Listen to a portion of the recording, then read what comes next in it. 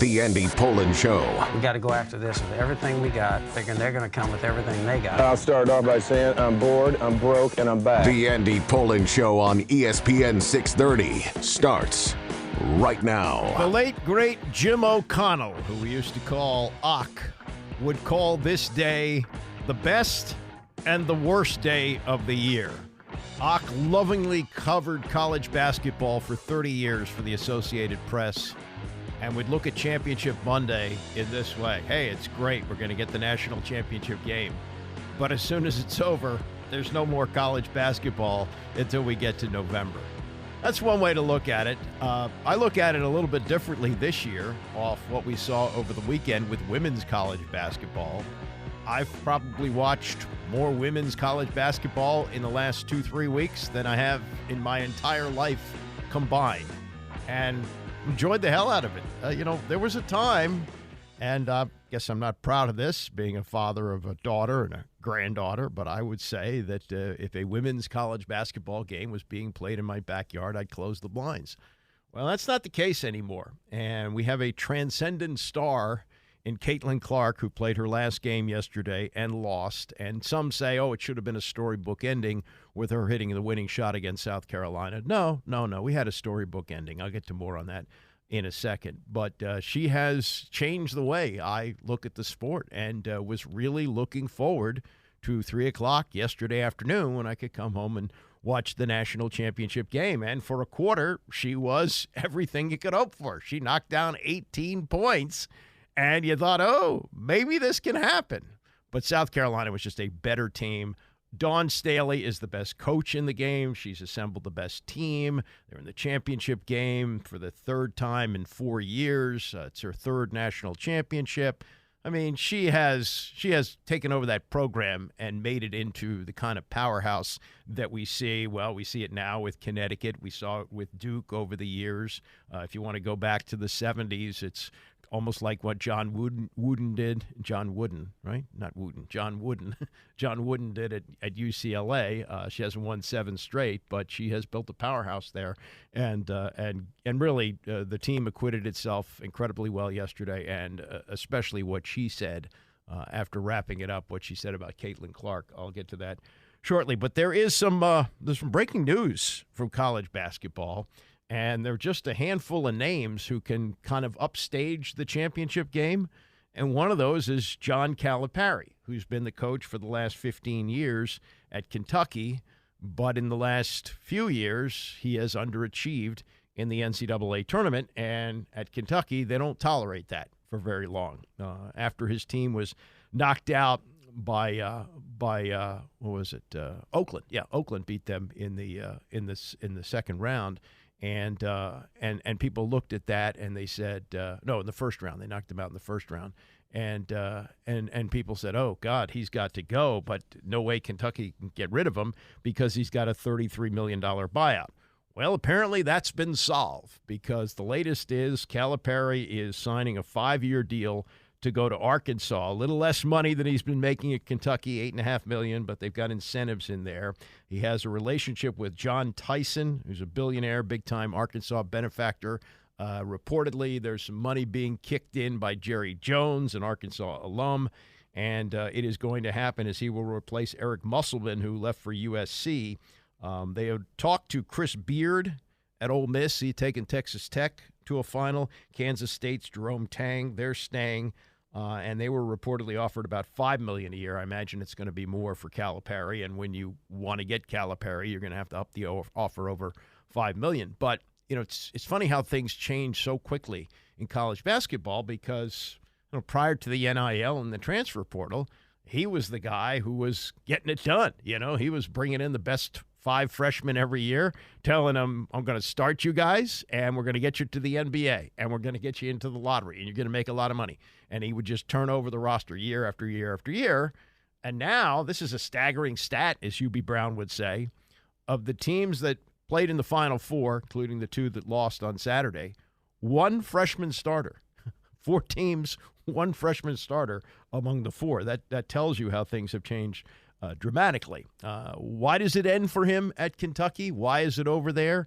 Why is he leaving the bluest of blue blood programs? Sean Farnham, an analyst, college basketball for ESPN, on last night to talk about it. I think it's shocking just based on what we've heard and what we saw going over the last couple of days of who was interested in the Arkansas job. And you look at Coach Cal, I mean, he is as cut through as a hire as you could possibly make.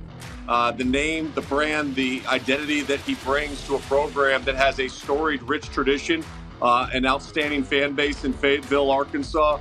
To me, this is a shocking move. The timing of this move, as we are sitting here on the eve of the national championship game, and one that certainly will shake up things, not only in the SEC, but certainly in the Bluegrass State with Big Blue Nation. Sean, there is no bluer blood in college basketball than the University of Kentucky. Why leave if you're John Calipari? I think a lot of it, KC, has to do with the fact that the lack of tournament success in the last couple of seasons, the crowd, the fan base, and how they've responded. The expectation level of Kentucky, they're happy that there's many pros, but they care a lot about those banners that have the numbers on it for winning national championships. And the standard of that program has been elevated because of John Calipari and the job that he has done with that program. But to me, I think it was maybe time where your success has started to become something that's used against you, and the identity of one and dones and trying to win in this era when a lot of these teams, and you look at this Final Four, a prime example of it, only one freshman starter out of the 4 teams that made it all the way here to Glendale. I think a lot of people at Kentucky just got a little upset about how things have kind of been going over the last couple of years. And I think for Coach Calipari, he knows that he can still get it done. An opportunity to get a fresh start at a new program might benefit both programs. Yeah, it's a crazy world where they want you out and you can go someplace and maybe even make more money. And Calipari's no young guy. He's 64 years old, and he's signing a 5-year deal. We'll see if it plays out for him the way he hopes, but this does seem to be a step down. It would seem that way. But again, as I think Farnham points out accurately, he'd become maybe a victim of his own success. And as good as his teams have been, when you go out early against St. Peter's and Oakland in back-to-back years, that's not going to make the natives happy there. As for a replacement, now, in this world, the way things work, the first name that came to mind for me, Rick Pitino. Yeah, he won a national championship there, got him back to a championship game. Wouldn't you make that call? Thamel says, well, not really, but close. This is Pete Thamel, college analyst for ESPN. I would think the Hail Mary candidate, the candidate Kentucky is going to do everything possible to get, will be Bulls coach Billy Donovan. Billy Donovan obviously, has a track record there working for Rick Pitino, and he's worked and had a lot of success in the SEC, and he has been a very good NBA coach. He has a team that's on the cusp of the play-in game right now, I believe, in the NBA standings, but he would be, the caliber. If you think of who Kentucky wants and desires, it would be someone of that resume and pedigree. I think the name Bruce Pearl is going to come up. Nate Oates has a giant buyout at Alabama, the Final Four coach from Alabama, from a deal he just signed. There's other names. Maybe Sean Miller up the road at Xavier becomes a factor in the search. But like make no mistake, Kentucky is going to go big. They are going to go very big. They are not afraid to pay. Basketball is embedded so deeply in the DNA of that school and that state. They are going to aim the highest. Well, would they even call Danny Hurley? Because if Hurley wins tonight, that's back-to-back. And going for 3, the enormous pressure of that would just be unbelievable. Now, can he do it? Yeah, maybe. And with the transfer portal, guys are going to want to go play for a program that's won back-to-back titles, and it is in an area where that's the team. I mean, there's no pro team in Connecticut, so Connecticut basketball is the major deal. The question is, I mean, how do you convince a guy who's grown up in the East and probably has his dream job to go into what is a bigger pressure cooker, though for a couple of years the pressure wouldn't be as great. Like you go to the Sweet 16 for a couple of years at Kentucky, you're okay. He goes to the Sweet 16 next year and goes out, people go, So I just wonder if that would be a phone call that Kentucky would make after tonight. We'll see.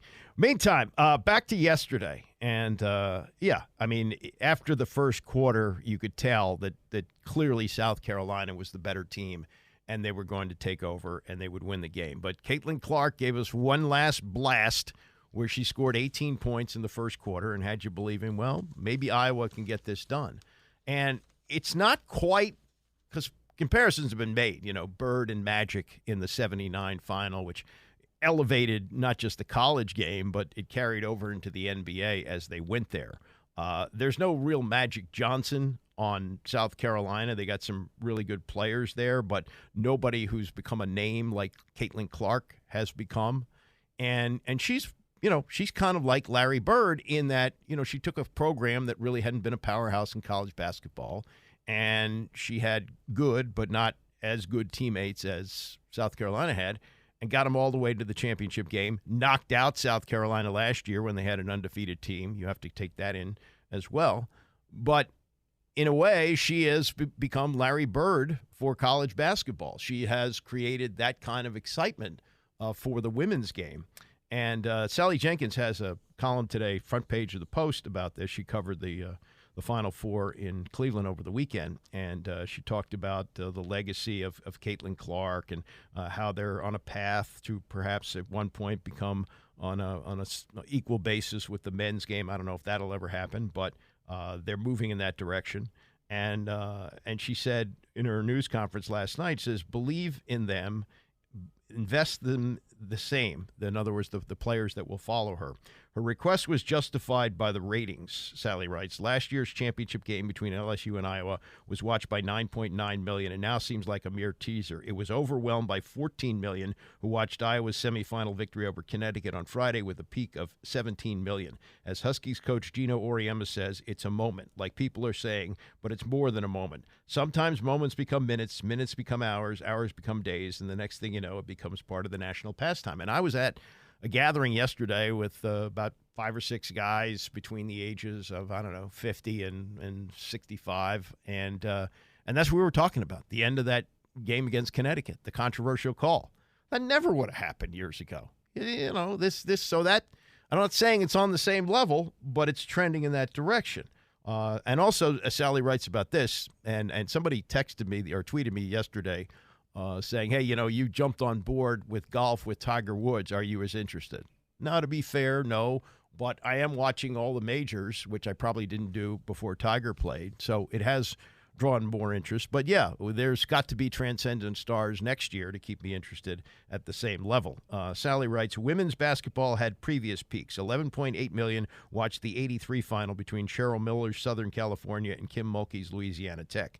The epic Tennessee and Connecticut rivalry, combining for 16 championships from 95 to 2016, was must-see viewing and regularly commanded large audiences. But between the big Final Fours, there were flats and troughs. The pleas from coaches and players that they were engaging in something extraordinary when ignored by male network execs and commentators and NCAA's officials that didn't believe in them and didn't pause long enough to pay real attention or real money. And that's changing. With ratings like that, there's going to be real attention paid once we get to the women's Final Four next year. Now, this was as classy a move as I've ever seen after a championship. Dawn Staley's team avenges a defeat to Caitlin Clark in Iowa last year, which knocked him out of the Final Four with an undefeated season.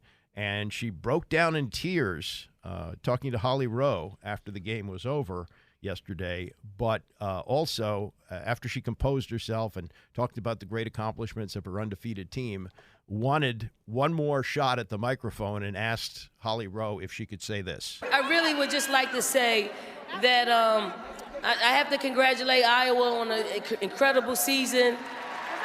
Awesome. And I want to personally thank Caitlin Clark for lifting up our sport.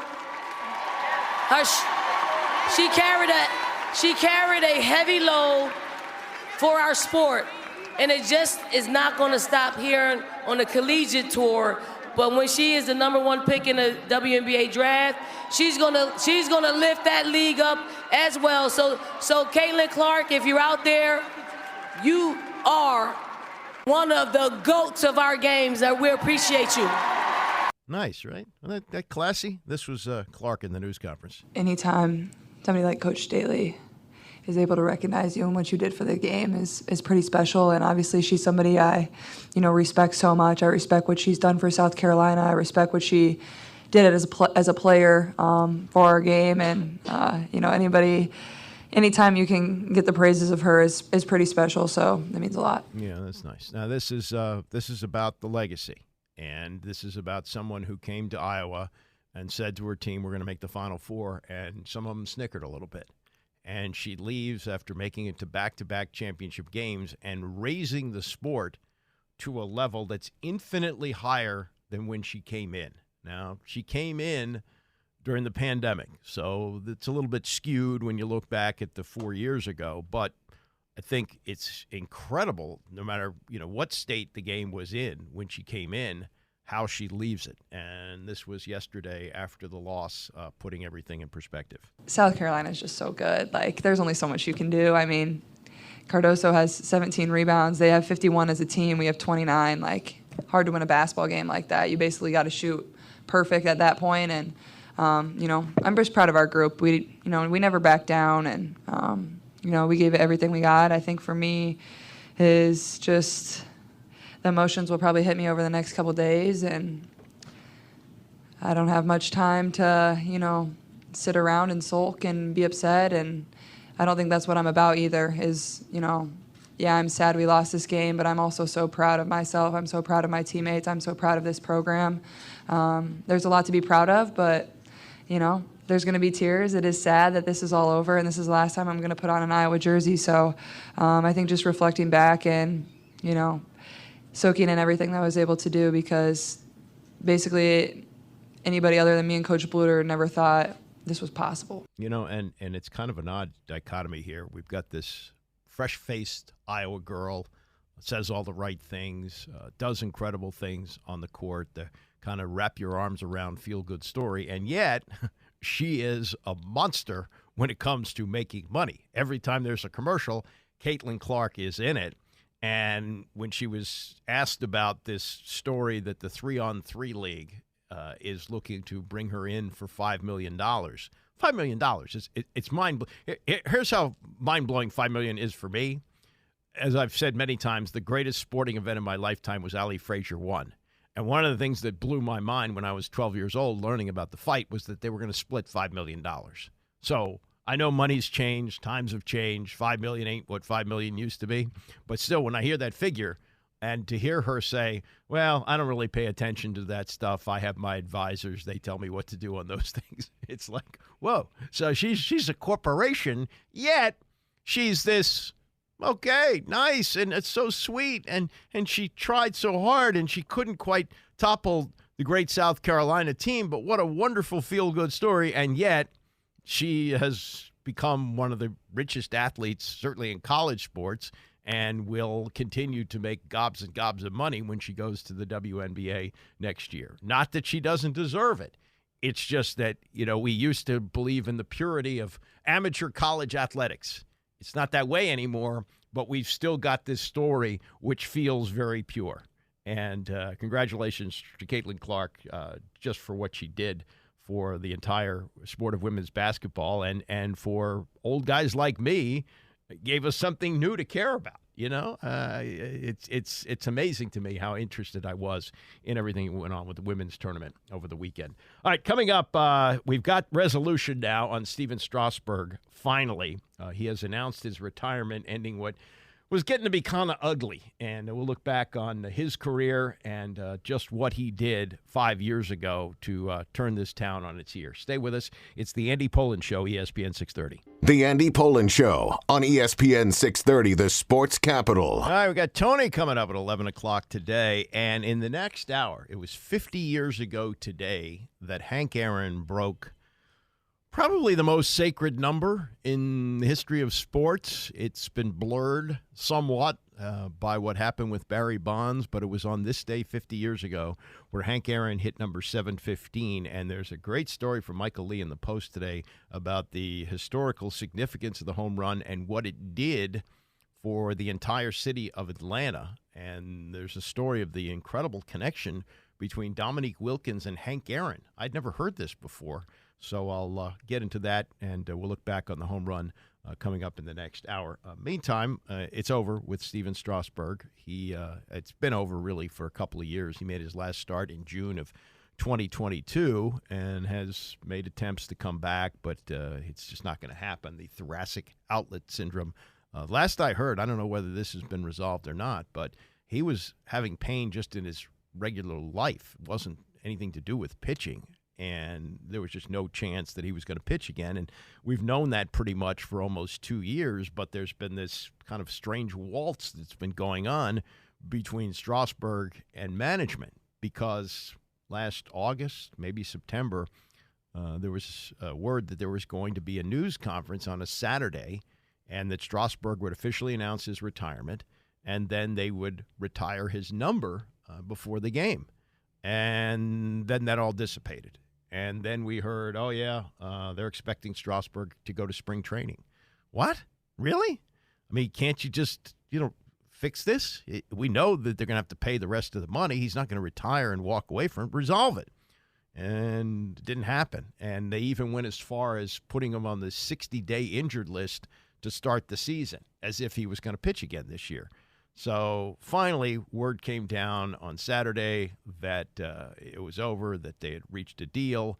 And then yesterday, there was an official announcement that Stephen Strasburg is retiring. And his career numbers, he didn't become the 300-game winner that some thought he might. That debut day in 2010, which is just absolutely incredible. He wound up with 113 wins, 62 losses, a 3.24 ERA, 1,700 strikeouts, 3 All-Star appearances. Not Hall of Fame, but pretty darn good, pretty damn good. And also the World Series of 2019, in which he was the MVP, and not just the series, but the stretch run at the end of the season where they were trying to get in the playoffs, which they did as a wild card. And then going through the various rounds of the playoffs to get to the World Series, and Strasburg both starting and relieving. And, you could probably make the case that all that work shortened his career. That had he not gone through that, maybe the injuries wouldn't have amounted to what they did, and maybe he would have found a way to keep pitching. But you know what? I grew up in this town. It had been 95 years since we had a World Series. True, we didn't have a team for over 30 years, but Boston had a team. They didn't get one for 86 years. So whatever they had to do to get that, in retrospect, I say it was worth it, including the $245 million extension, for which he gave them basically nothing. 1-4 record, 6.89 ERA over just 31 innings, threw over like 500 pitches, just about that, about 500 pitches with that. But I would say all of it was worth it. It's not my money. It's not my $245 million. It's not the money that they have to pay out now, including in deferred payments, which reportedly they've had to up as part of the deal. But no, I look at his place in baseball history here, and I put him alongside people like Walter Johnson, people like Frank Howard. There haven't been that many superstars who have played baseball in this town. Bryce Harper, the balance of his career will be in Philadelphia. Max Scherzer for sure, but there aren't that many, and Strasburg is one of them. And it's a somewhat complicated legacy, but it's a rich legacy. And this was Davey Martinez yesterday after the news was announced. I can't say enough about what Stevens meant to this organization, to his fans, and most of all to me, right? We were together, we did something special together. He was a horse out there on the mound. Not every day he felt good, but every 5 days he would take the ball and give you everything he had, no matter what. And that's what I know about Steven. He was an incredible competitor, sometimes off the field as well. But he was unbelievable, and I love the guy. All-star, MVP, World Series MVP. I mean, he did a lot and did a lot for this game. So super proud to have him. Super proud to know him. now he gets to move on and do something else in his life, and that's what he chose to do. Unfortunately, I'm sure he would have liked to pitch for us more, but under circumstances, he couldn't. And but man, he gave it everything he had. I was here with him when he was struggling with the injury and the surgeries, and he really worked hard to try to come back, and he just couldn't do it. So I wish him and his family all the best. I'm sure I'll reach out to him in the next few days and just thank him again for everything he's done. I mean, he's had an incredible career. It's like to have a player that had a career like he did, means so much to this town, this organization, but have his career end this way. Yeah, it's sad. It really is. But it's a decision that you as a player you have to make, right? And he made that decision. So, I'm not going to remember him as him being injured. I'm going to remember him, as we all should, of what he did and what he did for this organization. Like I said, he had an incredible run. So he should be proud of that. I know I am.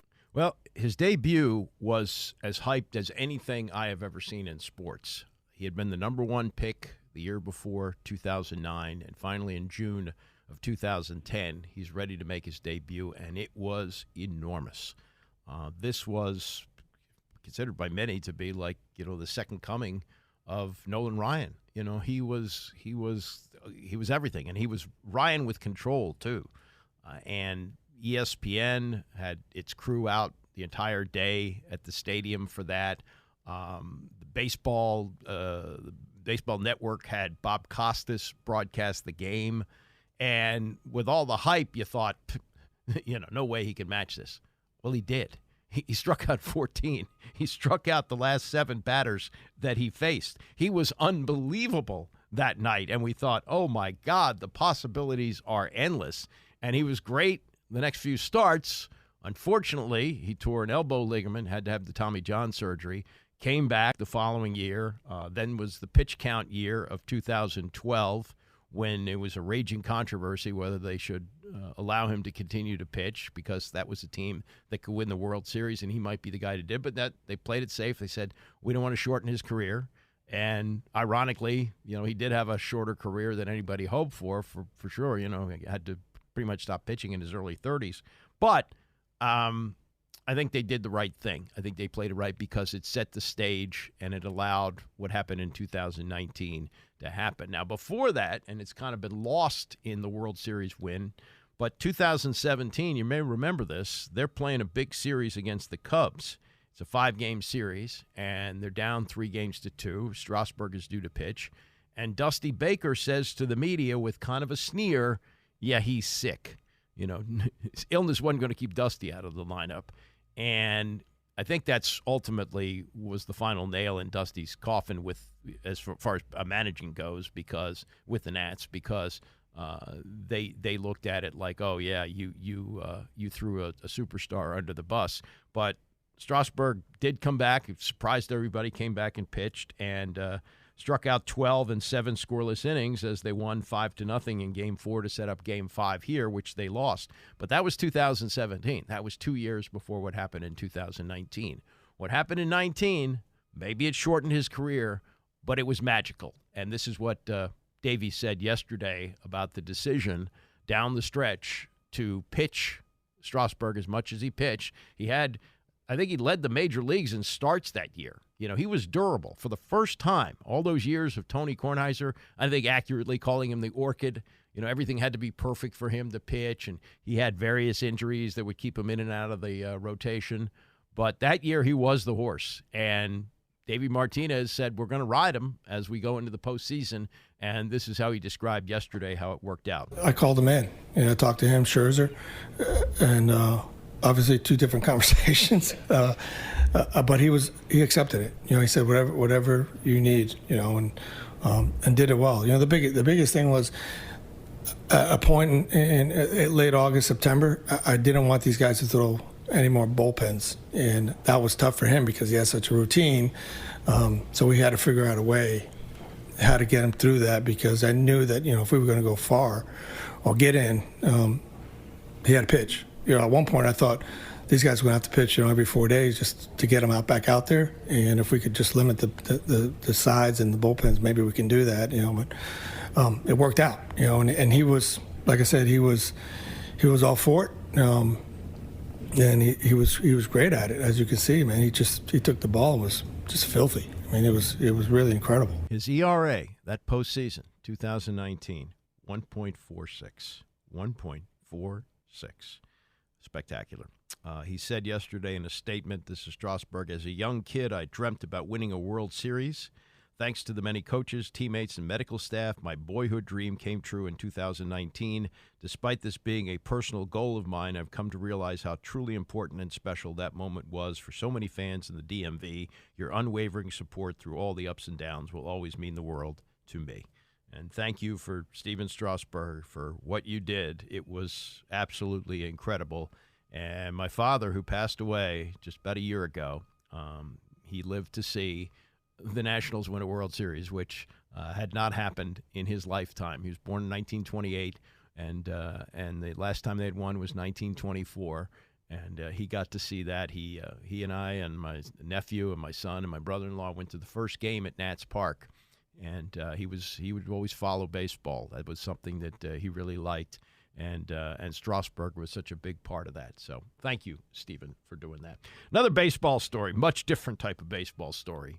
And maybe it got caught up in all the tournament stuff last week. But last Thursday, Shohei Ohtani hit his first Dodgers home run.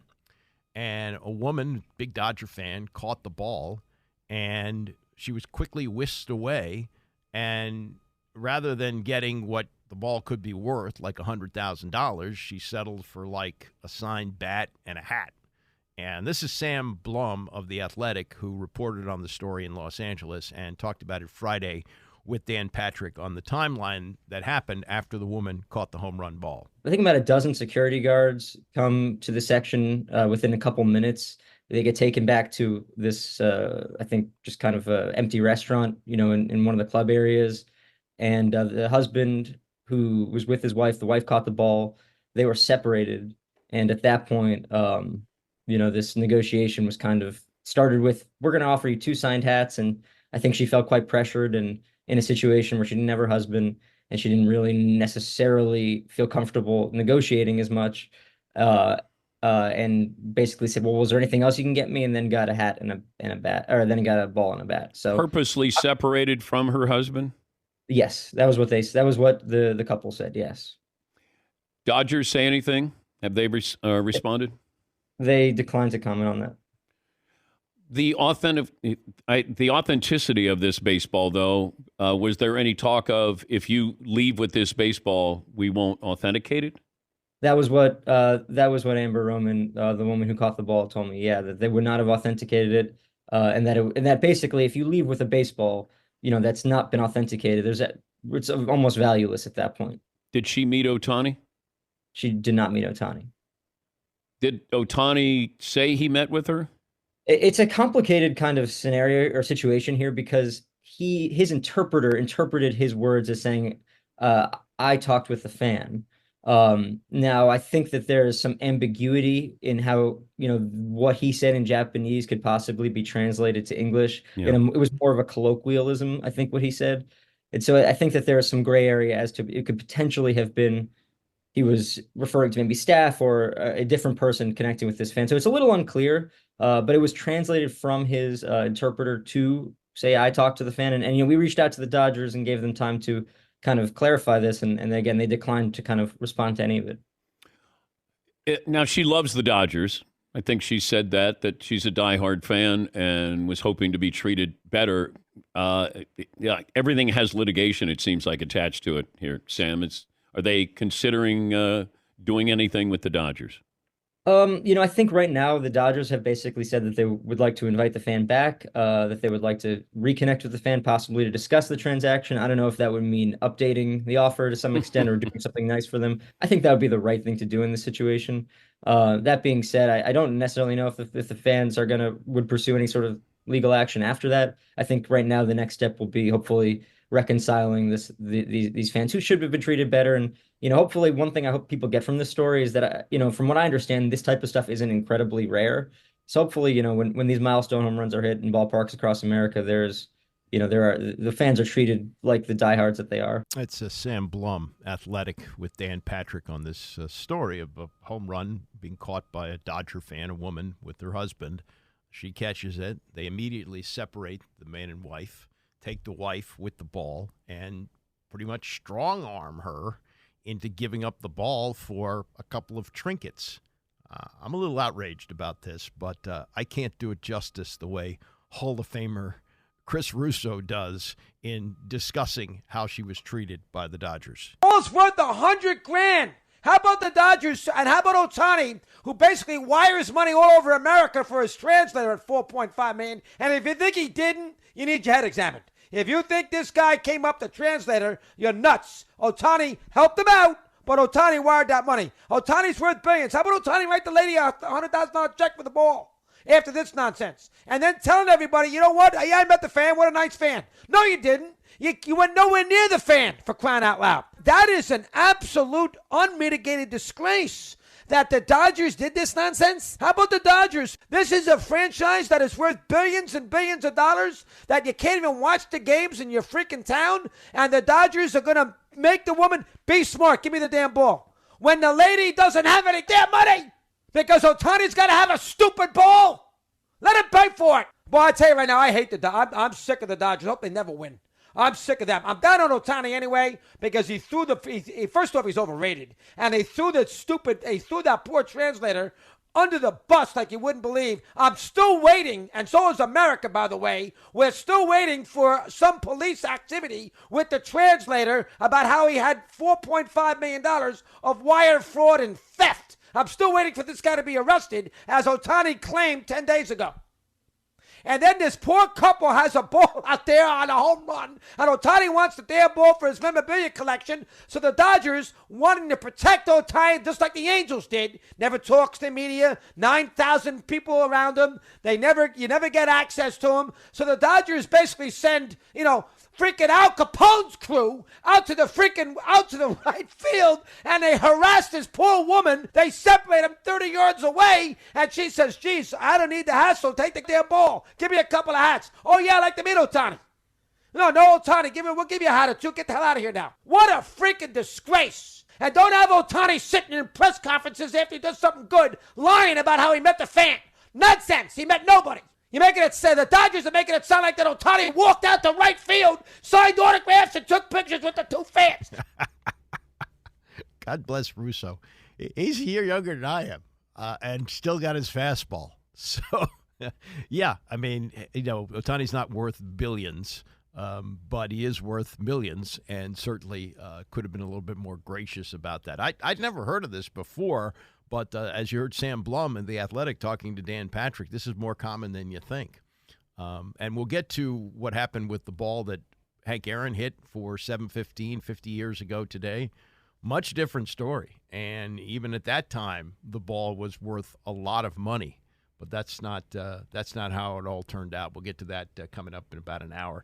All right, coming up, more on the Final Four. Matt Painter with some thoughts, more from Danny Hurley, and what Tom Izzo says about the state of the transfer portal. We'll get to that and more as we continue. It's the Andy Pollin Show, ESPN 630. 50 years ago today, Hank Aaron hit number 715. The most hallowed number in sports fell. He went on to hit 755. I think that's the clean record.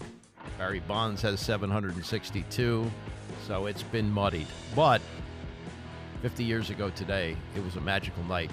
NBC televised the game, watched it live, and the story behind the story is incredible, including the connection between Hank Aaron and Dominique Wilkins. We'll get to that later this hour. National Championship night, UConn and Purdue, two top seeds, two great stories, one looking to go back-to-back, and the other looking to do what Virginia did 5 years ago, avenging a loss the year before when they went out as a 1 seed to a 16, and they came back to win it all. And Matt Painter had some really incredible things to say about the connection, and we'll get to that in just a moment. I watched last night on 60 Minutes. I'd seen the promos for it.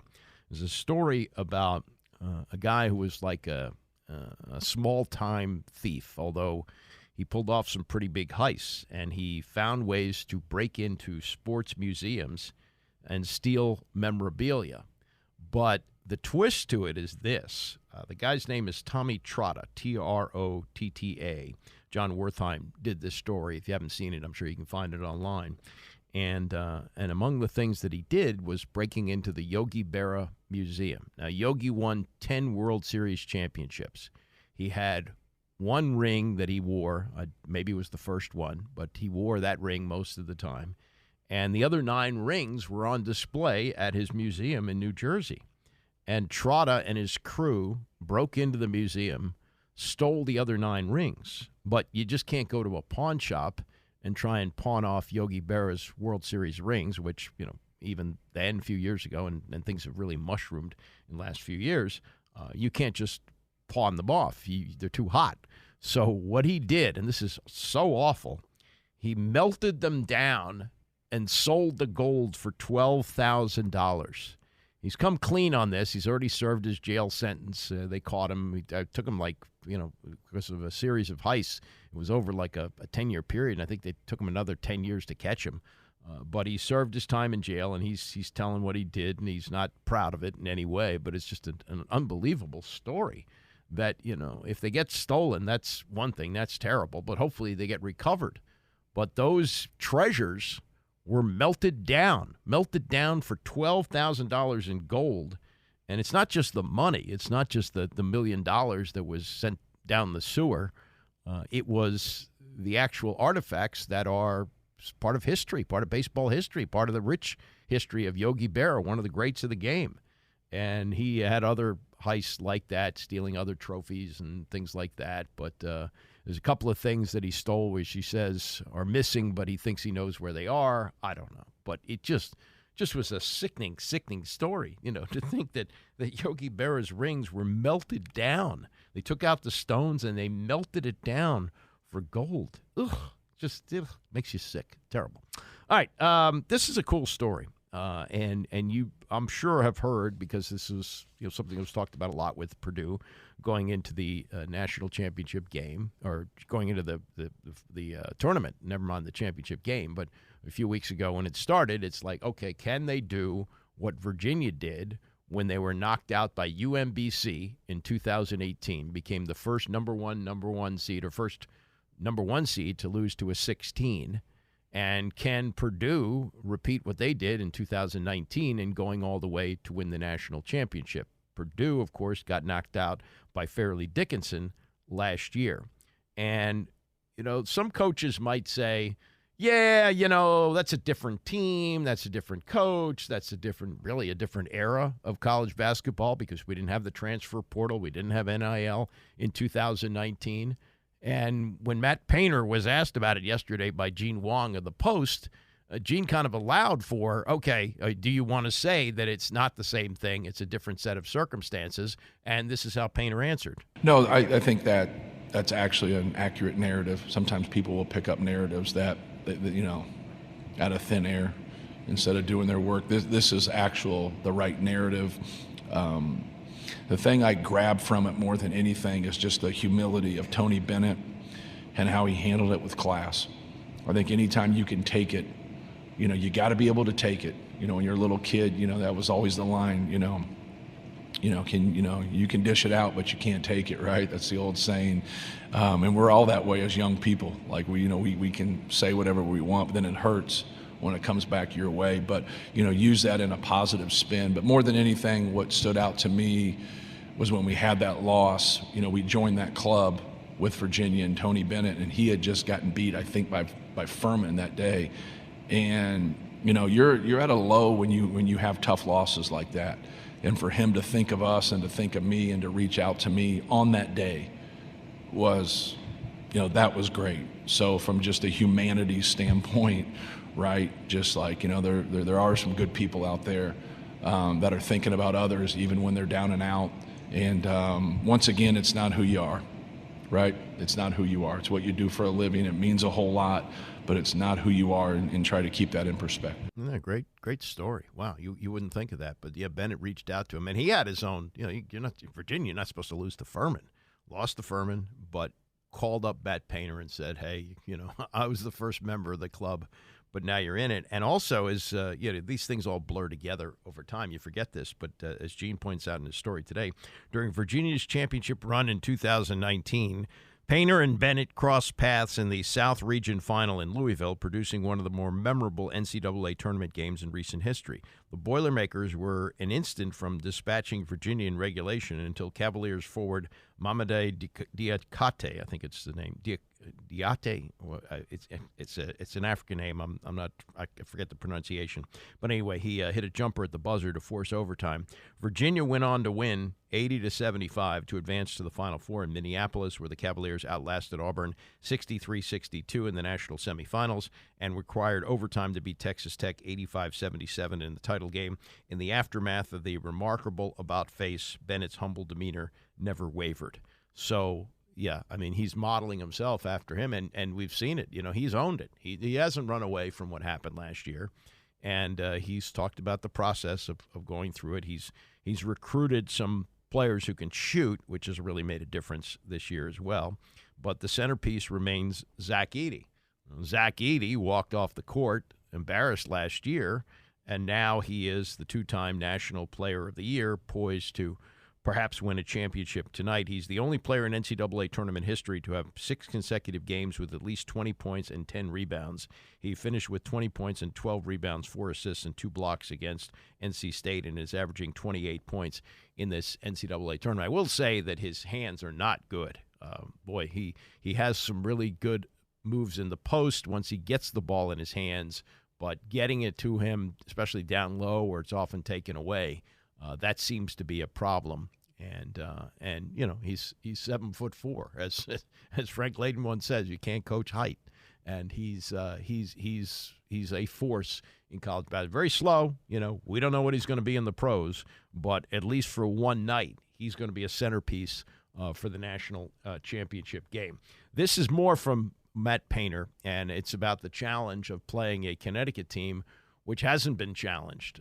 They've won every game by double digits. They are, I believe, 6.5-point favorites tonight. But Painter says, this is what we prepared for, and we absolutely know what kind of team we're going to face. They understand what we're up against. They understand we haven't played anybody like UConn. They're not fools. We have cable where we're from. So, we're very familiar. I think that's the number one thing of, not fearing your opponent, but respecting your opponent. We have a lot of respect for UConn. They have great individual players. They have a great coach. And so understand it, absorb that, take that in.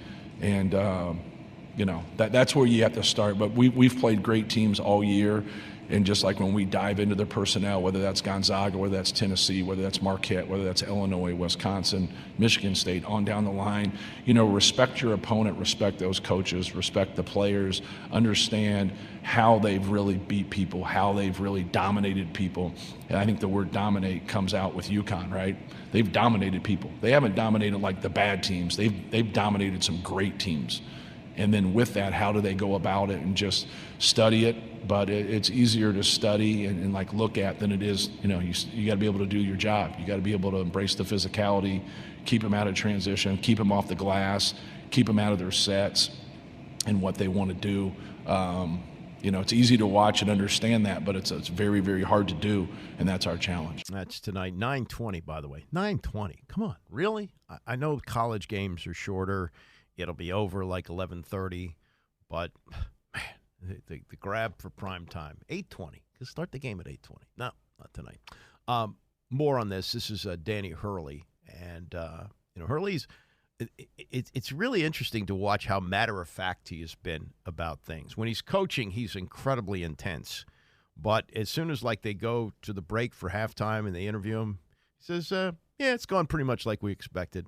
And he knows at some point they're going to hit the gas and they're going to turn it on, which they did the other night in pulling away and getting to the national championship game again. he also knows, he's smart enough to know that he can't use the world against us anymore. That doesn't work, and people are underestimating us because they're not underestimating them. They realize what kind of team they've had, and especially this year. And this is what he said yesterday about how he's kind of changed the way that he motivates his players. For a lot of the year, we've used the external slights, the perceived slights, all those things, the world's against us mentality. I think that gets you through like the regular season, Big East grind, January, February, where the team's tired and you've got to create these different things, where we really use that motivation external. Everyone's trying to get us. They want what we got. We're the champs.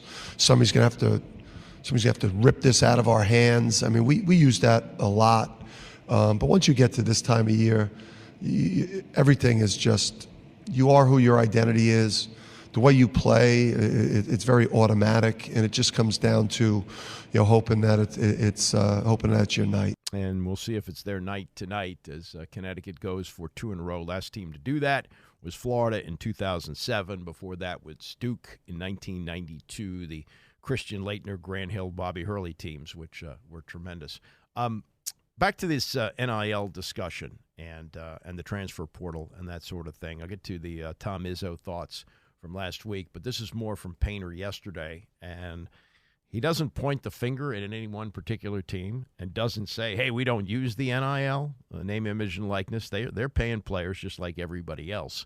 But, and it's been an open secret for a long time.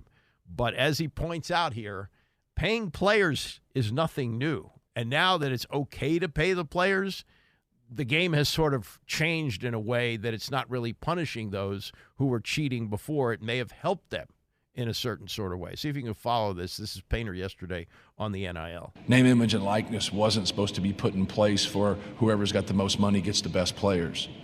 But if you kind of want to be truthful about what's going on in the part of our business that stinks, that was happening before. So now those teams that were doing that before now get to do it through name, image, and likeness, and it's a double whammy because they're not just getting their name, image, and likeness money, they're getting their money that they were getting before that was illegal. So the people that do it the right way, you can get mad about it all you want, but you need to keep your focus on yourself. So that's what we've tried to do, keep our focus on ourselves, and if that's what you want to do, good for you.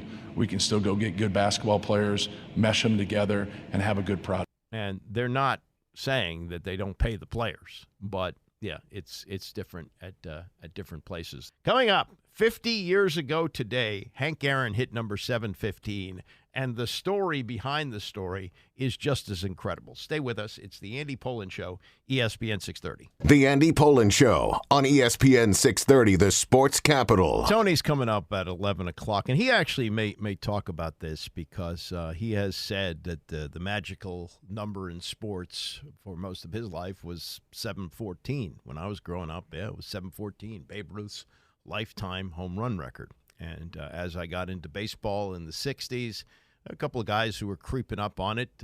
Willie Mays got to 660.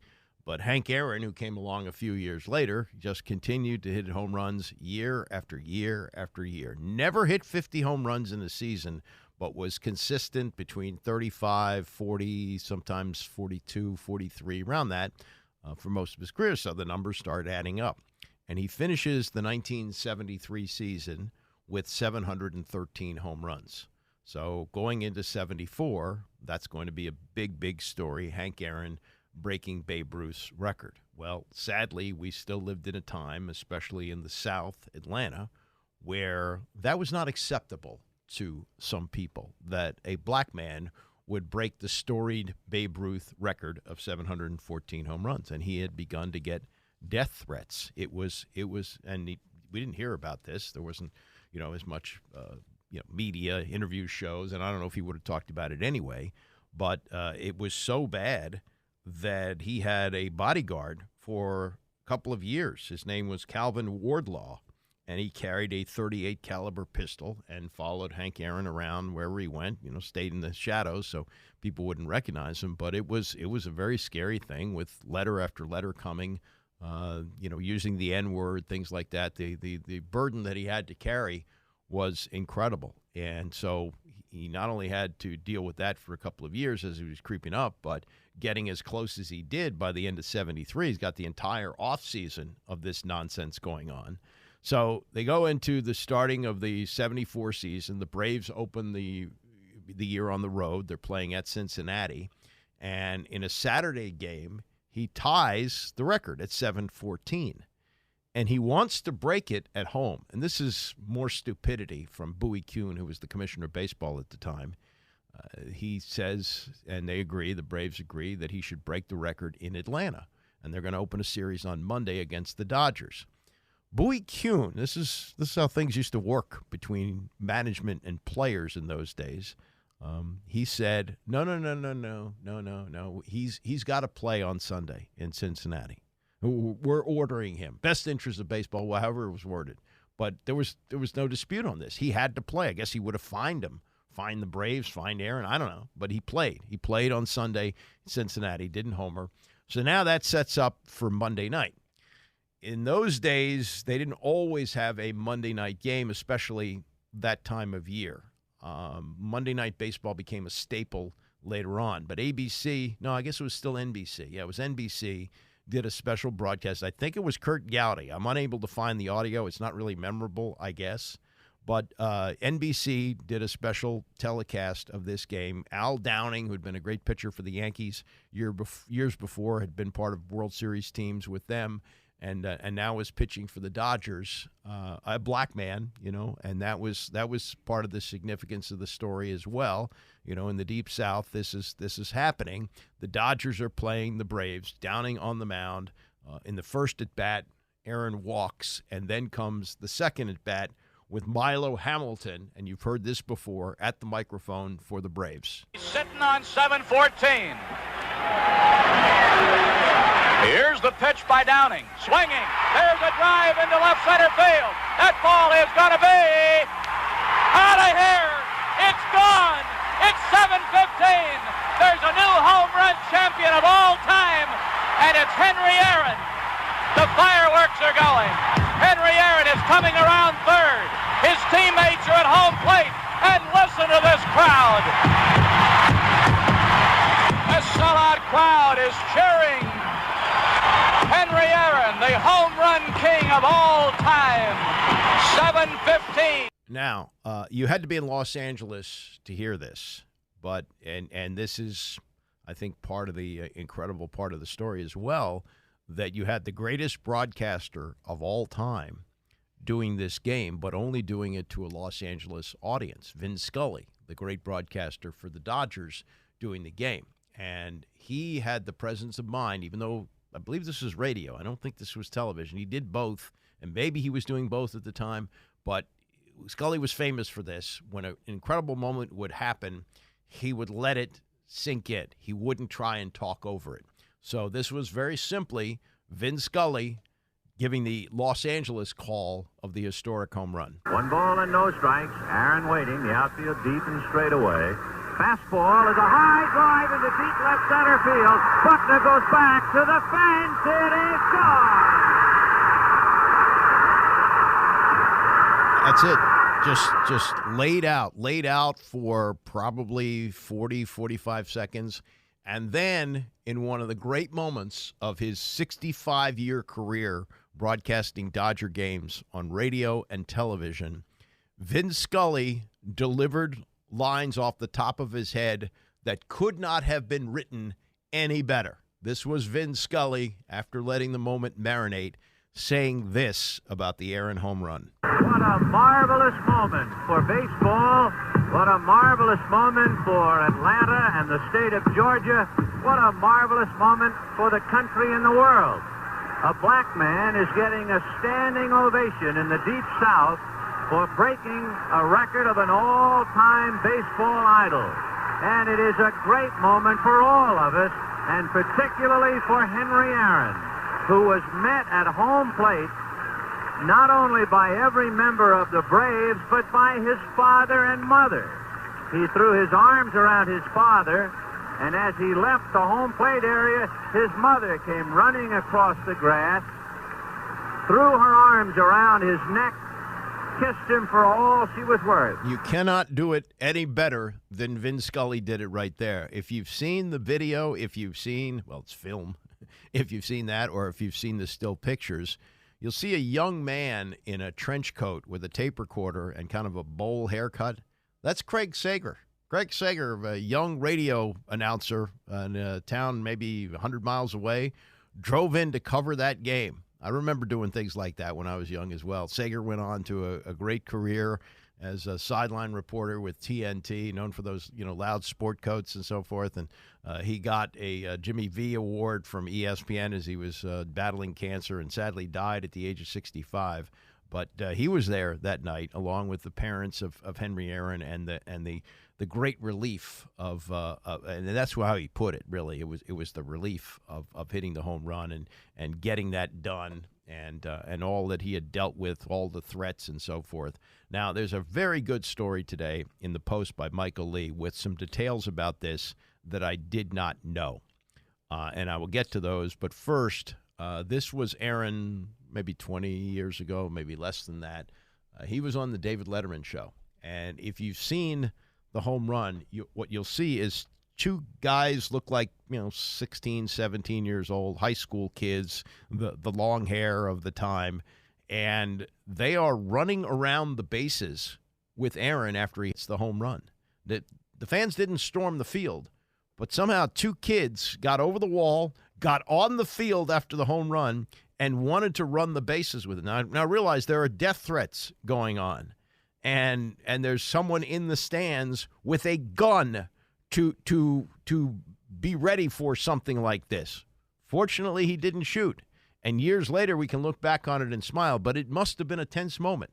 And this was Aaron describing what that was like to have these two kids run the bases with him after he hit the home run as he talked to David Letterman. Those kids running on the field. Kids running on the field now is a whole different thing than kids running on the field then. That's true. Now it seems automatically dangerous if a kid's on the field. Yes. Were you worried about those kids or even aware that those kids were out there? Well, it's a funny thing about that, David. When the night I hit the home run, there were a policeman that had been with me for the last 2 years because of all the threats I received. And he had a pair of binoculars. He had a pair. Well, he had a out-of-shape case and had a snub-nosed 36 in it. And when the kids were running around the bases, he didn't know what to do. Yeah. So he called them up the next day and said, you guys were lucky. And he said, thank you. Said, thank you very much. Said, we really appreciate it. Yeah. And then also, I think I know this. At home plate, your mother is at home plate? Home plate. Yeah. What was that moment like? I mean, were you surprised to look up and see your mom standing where the catcher ought to be?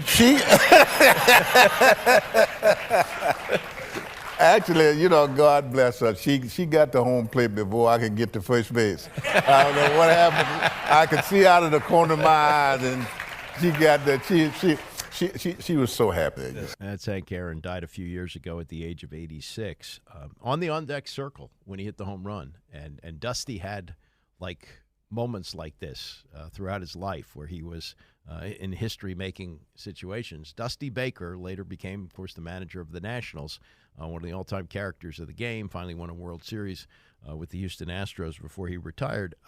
But he talked about Hank Aaron and how much he meant to him. And he said that Aaron had always been their protector, fighting on behalf of his teammates when something wasn't right. We tried to help him just to stay loose and laugh, just be there for company. That was a lonely time, talking about, the death threats that he was getting in the mail and so forth. And Ralph Garr, a teammate as well, says that he said if there's a bullet, it would have to go through me before it hits Hank. That's how they felt about him. And there was that the bodyguard, Calvin Wardlow, with the gun, just in case. Now, here's the best part of the story, and I had not heard this before. Well, first, the Tom House part of it. Tom House was a relief pitcher for the Braves. So he was in the bullpen, and that's where the home run landed. And you heard the Vin Scully call about Buckner chasing it. That's Bill Buckner, the same Bill Buckner who was at first base in that historic Mookie Wilson ground ball in the World Series in '86. So 12 years earlier, he's playing outfield for the Dodgers. It futilely chases the ball that's hitting the outfield. It goes over the wall. It's caught by Tom House. And I just read this morning. Tom House was making $12,500 a year. That was the major league minimum in 1974. $12,500 for the year. Okay, and he was offered because they had a lot of celebrities there for this game. I mean, it was meaningful knowing that the home run was going to happen there or likely to happen there. Sammy Davis Jr. offered Tom House $25,000 for that ball. And House said, no, I'm going to give it to Hank. And he ran out from the bullpen and presented it to Aaron after he crossed the plate. And that ball, I guess, is going to now go into a museum. It stayed in Aaron's collection for all those years. But he could have doubled his yearly salary by just giving the ball to Sammy Davis Jr., who probably would have given it back to Hank Aaron. But he wanted that moment to give it to somebody that he admired as much as he did. As it turned out, that was the last year that Aaron played in Atlanta. He wanted to break the record for the Braves, but he also probably wanted to get out of Atlanta.